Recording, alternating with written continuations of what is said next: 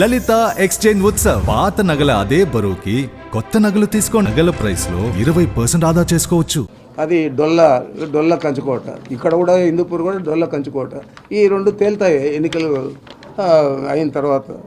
ఈ రెండు స్థానాలు పక్కనే వెళ్తున్నా కానీ మాకు రావట్లేదు, కుప్పానికి తరలించిపోతున్నారు పరోక్షంగా అన్న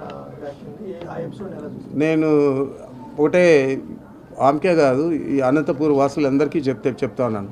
హిందూపూర్ కానీ అదే సత్యసాయి జిల్లా కానీ అనంతపూర్ జిల్లా కానీ గత 4 సంవత్సరాల్లో నేను ఇన్ఛార్జి మంత్రిగా కూడా ఈడున్న కూడా నీళ్ళన్నీ కూడా వీళ్ళు ఎక్కడంటే అక్కడ అక్రమంగా బండ్లు తెగ్గొట్టడం, ఈ స్ట్రక్చర్లకైతే మన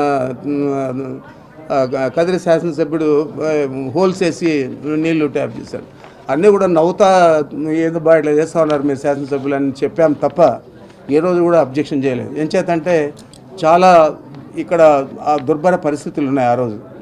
మరి తర్వాత జగన్మోహన్ రెడ్డి గారు వచ్చినాక 4 సంవత్సరాలు కూడా పూర్తి స్థాయిలో వర్షాలు రావడం, ఎప్పుడు కూడా కరువు లేని పరిస్థితులు ఉండడం, మరి నీళ్ళు వచ్చినా కూడా మేము తీసుకోకుండా వాళ్ళకే ఇవ్వడం, మా దగ్గర పనులు కూడా పూర్తి కాలేదు, నీళ్లు తీసుకున్నా ఎక్కడికి పంపించాలా, అందుచేత వాళ్ళకే వదిలిపెట్టాము.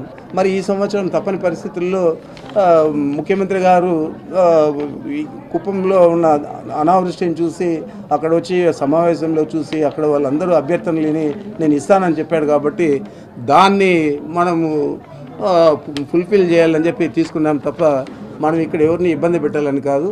అట్లా ఇబ్బంది పెట్టాలంటే మా షేర్ మాకు ఏ సంవత్సరం కూడా రాలేదు. మాకు ఒక కేటాయింపులు ఉన్నాయి కదా, కర్నూలుకి ఇంత, అనంతపూర్కి ఇంత, చిత్తూరుకి ఇంత అని, కడపకి ఇంత అని. కడపకు కానీ చిత్తూరుకి కానీ మా కేటాయింపులు అందరినేవా ఏవి కూడా రాలేదు. మేము అనంతపూర్ దాకానే ఈ పక్కే ఇస్తే కూడా మేము ఎప్పుడు కూడా బాధపడలేదు, ఎప్పుడు కూడా మీడియాలో కూడా మాట్లాడలేదు. మరి ఈ ఒక నెలలో కొన్ని నీళ్లు తీసుకున్నంత మాత్రాన దాన్ని రాజకీయం చేస్తున్నారంటే ఈ తెలుగుదేశం పార్టీ వారి ఘనత. మరి ఆ అమ్మాయి ఎందుకు మాట్లాడిందో ఆమె విజ్ఞతకే వదిలేస్తుంది. హిందూపురం నియోజకవర్గంలో వర్గ విభజన లేవన్నారు. మరి మీ కార్యక్రమాల్లో నాయకుడు ఎక్కడ పాల్గొనడం లేదు? ఎవరు నాయకుడు? ఇక్బాల్ గారు హిందూపురానికి సంబంధించిన ఆయన కాదు.